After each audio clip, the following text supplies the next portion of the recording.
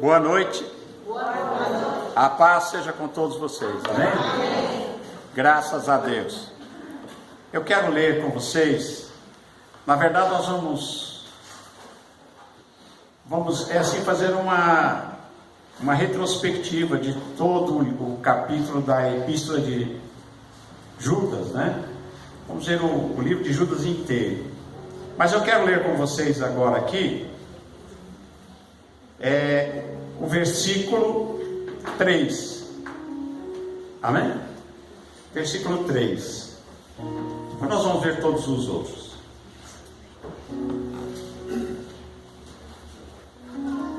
Diz assim: Amados, procurando eu escrever-vos com toda diligência acerca da salvação comum, tive por necessidade escrever-vos e exortar-vos a batalhar pela fé que uma vez foi dada aos santos. Até aqui. Senhor nosso Deus e Pai, em nome de Jesus, nós lemos aqui, Senhor, a Tua palavra. Fala conosco, Senhor. Senhor meu Deus, Tu deste, Senhor, inspiração a Judas, Senhor, para que ele escrevesse, Senhor meu Deus, esta epístola. Judas, servo de Jesus Cristo, irmão de Tiago, Senhor meu Deus, e ele deixou aqui registrado, Senhor, essa preciosidade. Fala conosco, nós te pedimos, ó Pai, em nome de Jesus. Amém. Os irmãos podem se sentar. Graças a Deus. Essa carta é uma carta escrita por Judas. Não o Judas Iscariotes, é claro. É o Judas, irmão de Tiago, né? E ele diz aqui, servo de Jesus Cristo. E ele escreve esta carta para nós. Ele diz aos chamados, queridos em Deus Pai, e conservados por Jesus Cristo. Então essa carta é para nós. Amém? Essa carta é dirigida aos queridos de Deus, aos conservados por Jesus Cristo, aos amados por Deus. Então ela é para nós. Louvado seja Deus.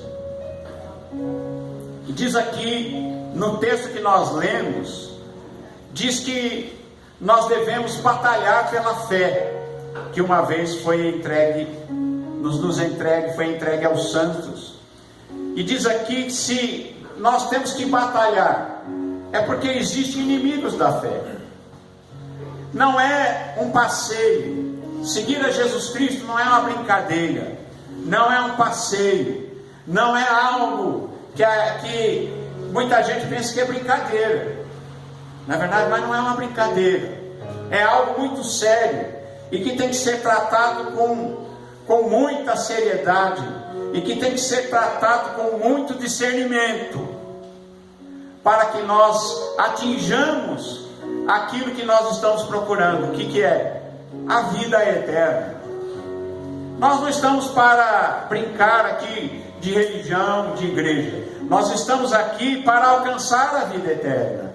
O nosso objetivo aqui realmente aprender de Jesus, é aprender com Jesus, e realmente é colocar a nossa vida no altar de Deus, para que nós obtenhamos o alvo, nós atinjamos o alvo e vamos obter então o prêmio que está proposto, que é a salvação da nossa alma e a vida eterna. Se a gente fizer qualquer coisa aqui, mas não atingir o objetivo, foi tudo em vão. O apóstolo Paulo, a respeito disso, ele disse que tem muitos que correm no estádio. Há muitos que correm no estádio, mas um só leva o prêmio. E ele diz, então correi de tal maneira que vocês alcancem o prêmio. Ele diz que quando nós estamos nesta vida, ele diz, combata, não como batendo no ar, mas realmente combata firmemente. Você não pode estar correndo de uma maneira que você não atinja o seu objetivo. E o nosso objetivo é esse: é alcançar a vida eterna e a salvação, a ressurreição em Cristo Jesus. É o arrebatamento da igreja, é sermos arrebatados no dia do Senhor, que Ele vier buscar a sua igreja.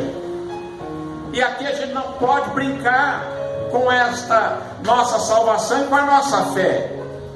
A nossa fé é algo precioso, uma vez foi entregue aos santos.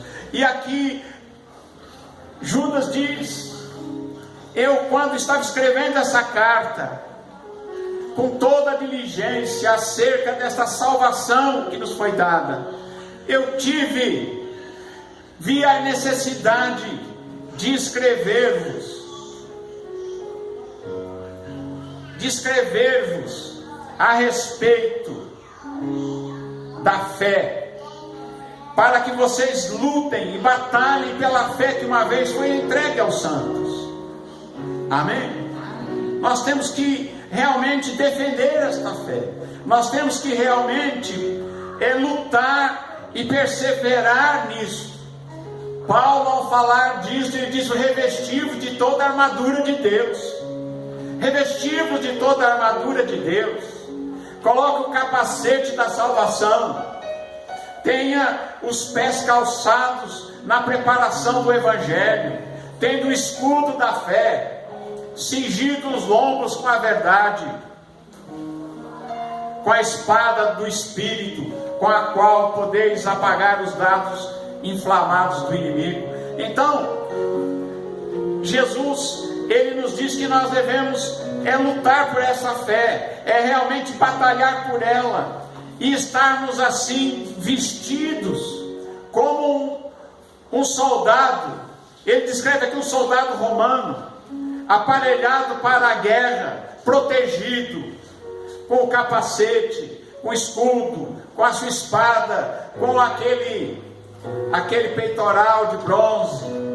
Ele tinha aquelas vestes talares e um sapato com cravos, que faziam com que ele, quando estava em batalha, ele cravava aqueles cravos no chão, e quando eles formavam uma formação que eles chamavam de tartaruga, as pessoas vinham até às vezes com cavalos contra eles, mas eles estavam bem firmados no chão, e quando eles batiam naquela formação de defesa, eles não conseguiam empurrar, porque eles estavam cravados no chão.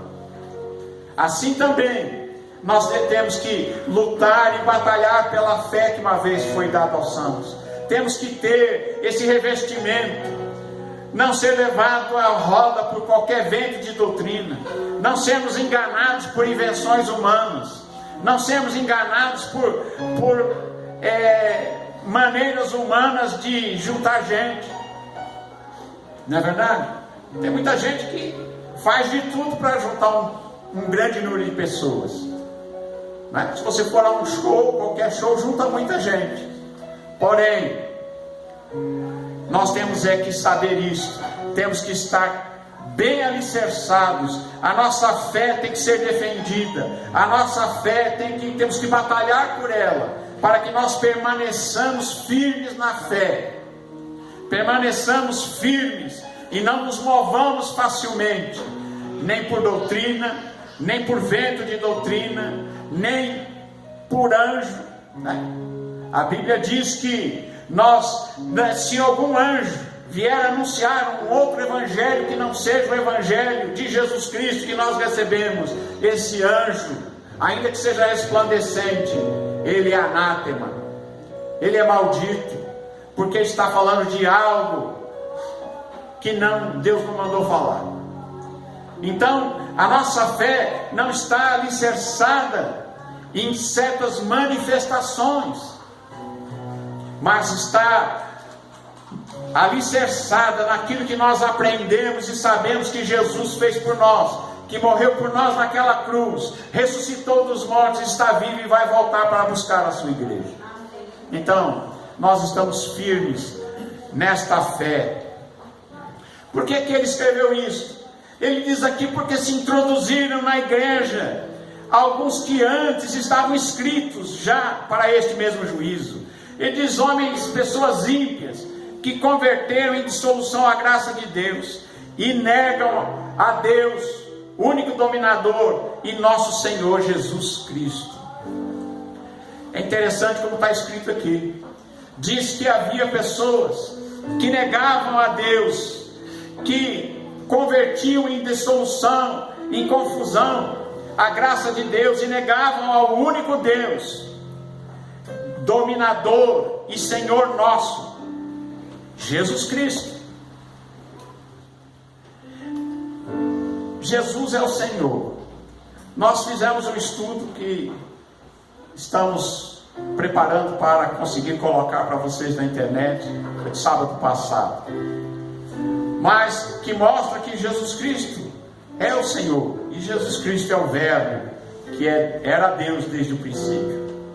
E diz aqui: mas quero lembrar-vos, como a quem uma vez soube isto, que havendo o Senhor tirado um povo da terra do Egito, destruiu depois os que não creram.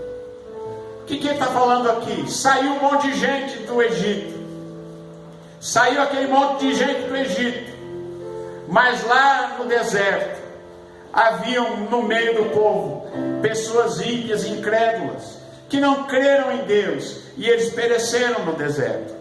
Eles morreram no deserto pela falta de fé, porque eles saíram juntos, todos atravessaram pelo Mar Vermelho, todos andaram debaixo da nuvem, todos se perseguiram, foram atrás daquela coluna de fogo, mas muitos não creram. É por isso que Paulo diz: mas faça as coisas de um jeito que vocês alcancem o objetivo. Aquele povo que saiu do Egito, muitos deles não chegaram à terra prometida, porque eles não andaram, eles não fizeram as coisas de uma maneira a atingir o alvo, o objetivo. Eles não defenderam a sua fé, eles naufragaram e eles pereceram no deserto e não atingiram a terra prometida. Assim também, diz assim, aos anjos que não guardaram o seu principado, mas deixaram a sua própria habitação, reservou na escuridão e em prisões eternas até o juízo daquele grande dia. Como é que é? Anjo pode pecar? Pode. A palavra de Deus nos diz que lá no livro do Gênesis 6, diz que os filhos de Deus viram que os homens se multiplicaram e tiveram filhos e filhas muito bonitas, e eles quiseram gerar descendência. Então alguns anjos, como diz lá no Gênesis, se você quiser eu posso ler para você, mas Gênesis 6 fala sobre esse assunto, mas muita gente nem percebe, passa direto, mas diz assim: aconteceu que como os homens se começaram a multiplicar sobre a face da terra e lhe nasceram filhas, viram os filhos de Deus, os anjos, que as filhas dos homens eram formosas, e tomaram para si mulheres de todas que escolheram. Então disse o Senhor: não contenderá o meu espírito para sempre com o homem, porque ele é carne, porém os seus dias serão 120 anos. Havia naqueles dias gigantes na terra, também depois que os filhos de Deus entraram às filhas dos homens e delas geraram filhos, eram estes os valentes, e houve na antiguidade os varões de fama. Esse capítulo, se você for olhar, ele fala a respeito da geração dos Néfilins. Que era Néfilim? Néfilim era uma raça híbrida. O que diz aqui? Eles não guardaram o seu principado, não guardaram o seu ministério. Eles não estavam aqui para gerar descendência, eles estavam aqui para proteger, estavam aqui para defender. Mas eles atravessaram a sua dimensão, obtiveram corpos como nós, saíram da sua casa, na dimensão em que eles vivem, e escolheram para si mulheres, geraram delas filhos que eram híbridos, os néfilis, os gigantes. E alguns escritos antigos dizem que esta foi a primeira descendência, os néfilis. Mas havia outros que foram gerados também depois, que eram uma raça híbrida diferente, era híbrido com híbrido, era humano com outro, segunda geração de híbrido. Havia 4 gerações diferentes de néfilis, até o ponto em que, se Deus não interferisse com o dilúvio, haveria a destruição da raça humana. Noé foi chamado para colocar uma arca. Por quê? Porque Noé era justo em suas gerações. Não é porque ele era bonzinho, mas era porque ele era inteiramente, geneticamente humano. E a Bíblia diz que estes anjos que não guardaram o seu principado, mas deixaram a sua dimensão, estão presos em prisões eternas até o dia do juízo final. É por isso que está dito que não sabeis vós que vocês vão julgar os anjos. Que anjo ele vai julgar? São esses anjos que fizeram isso.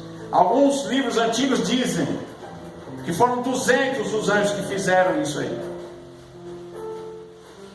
Essa informação registrada em livros antigos, 200. E onde é que foi que eles se reuniram? No Monte Hermon, se não me engano, é Monte... Eu preciso ver direitinho, lá não sei qual é a montanha. Foi numa montanha lá de Israel. Amém? Mas fizeram ali uma junção, fizeram uma conjuração e disseram: vamos fazer o que a gente quer fazer, e pronto. E fizeram. Mas diz aqui a palavra de Deus que Deus não os perdoou, mas os prendeu em cadeias eternas.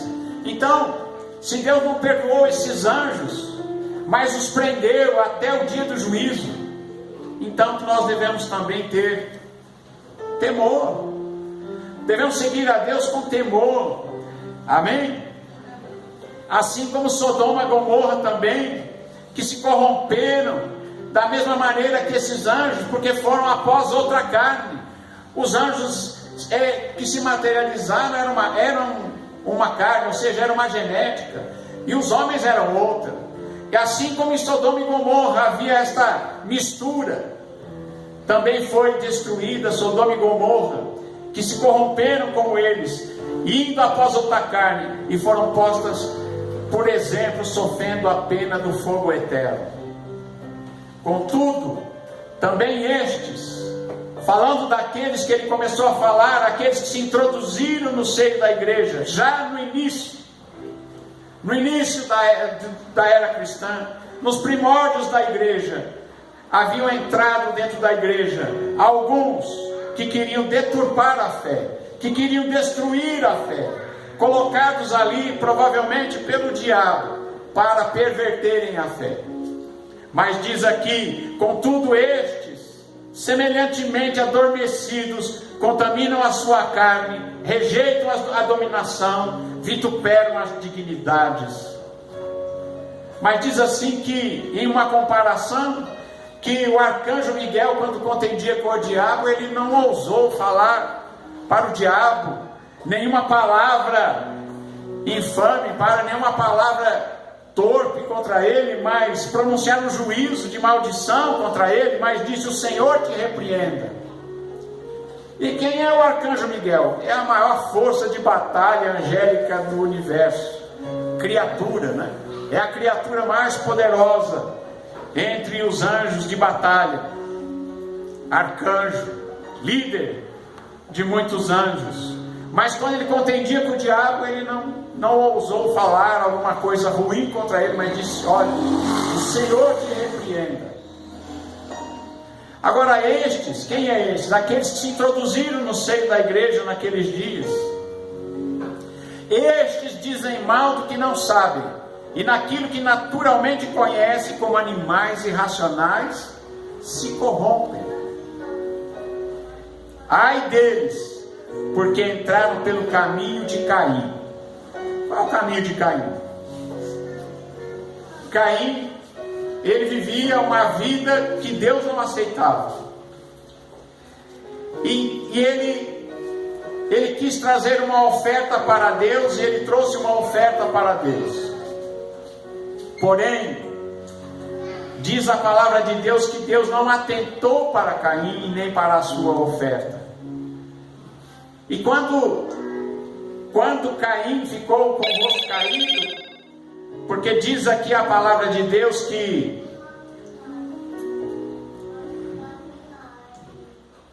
quando ele ofereceu a oferta,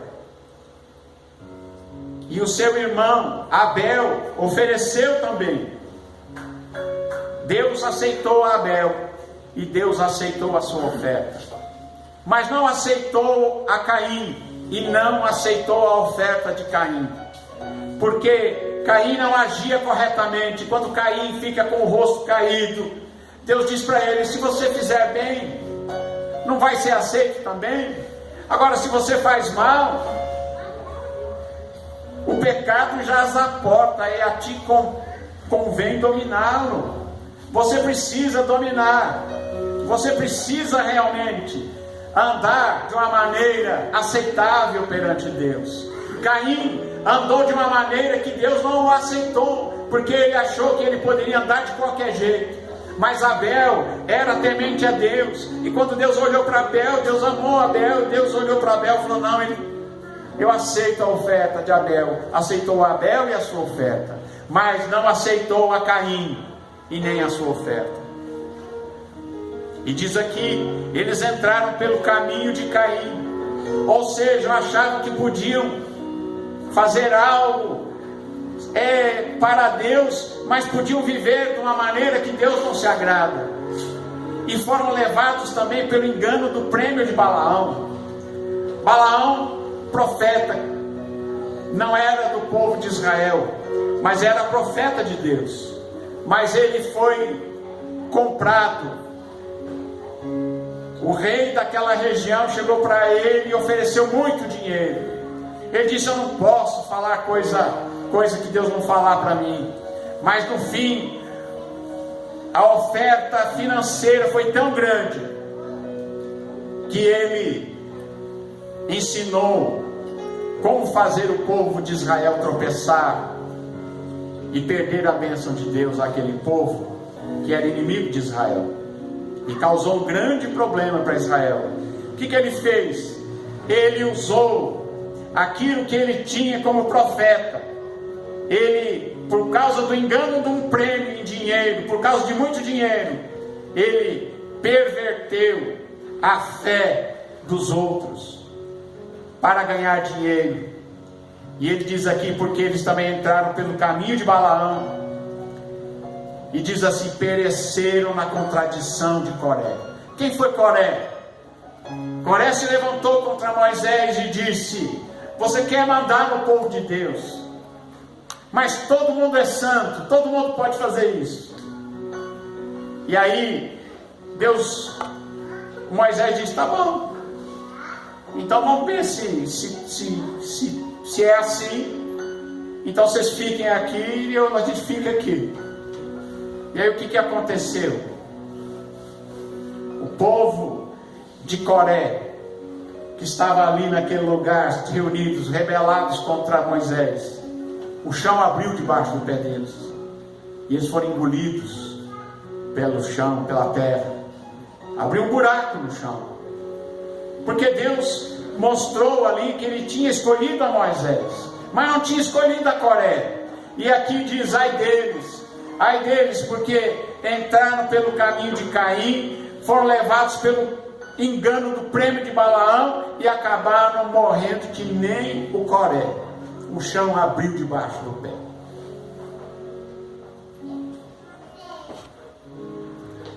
E falando destes que se introduziram, ele disse: esses são manchas em vossas festas de amor, banqueteando-se convosco e apacentando a si mesmo sem temor. São nuvens sem água.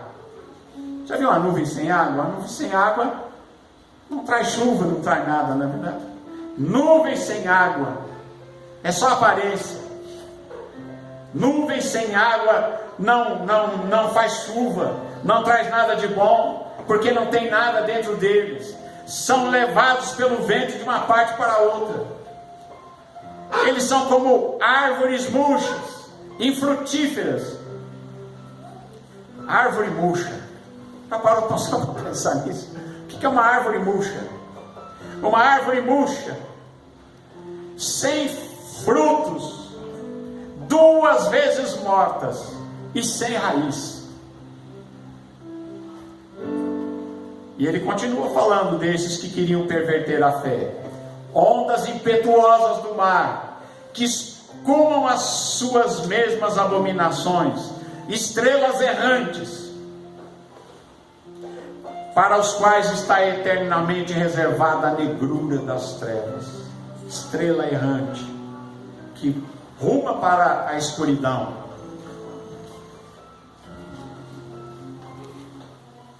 E diz aqui, destes profetizou também Enoque, o 7º depois de Adão, dizendo: eis que é vindo o Senhor com milhares dos seus santos, para fazer juízo contra todos e condenar dentre eles todos os ímpios por todas as suas obras de impiedade que impiamente cometeram e por todas as duras palavras que ímpios pecadores disseram contra ele. Eis que o Senhor vem com as nuvens. Esta vinda de Jesus aqui, ele já vem com os seus santos. Esta é a vinda de Jesus para a batalha do Armagedon, para começar o milênio. Porque depois da batalha do Armagedon, de destruir o anticristo, o falso profeta, estará, como digo, no fim da batalha do Armagedon, vem o término da primeira ressurreição, e entramos para o milênio, 1000 anos de paz, reinado de Cristo milenar na terra junto com a igreja. Mas quando ele vier para esta batalha, quando ele vier para fazer isto, para trazer a paz, porque depois da batalha de Armagedon haverá 1000 anos de paz. Ele vem com as nuvens e ele vem com os seus. Eu quero voltar com ele, e você? Amém. Porque nós teremos sido arrebatados no dia do arrebatamento, e no dia da batalha do Armagedon a gente voltará com ele. Aqueles que forem arrebatados voltarão com ele para a batalha do Armagedon e para o milênio. Louvado seja Deus. E diz aqui que ele virá, o Senhor Jesus virá com milhares dos seus santos, e vai fazer juízo contra todos, e condenar dentre eles todos os ímpios, pelas suas obras de impiedade, que impiamente cometeram, e por todas as duras palavras que ímpios pecadores disseram contra ele. Quem são estes?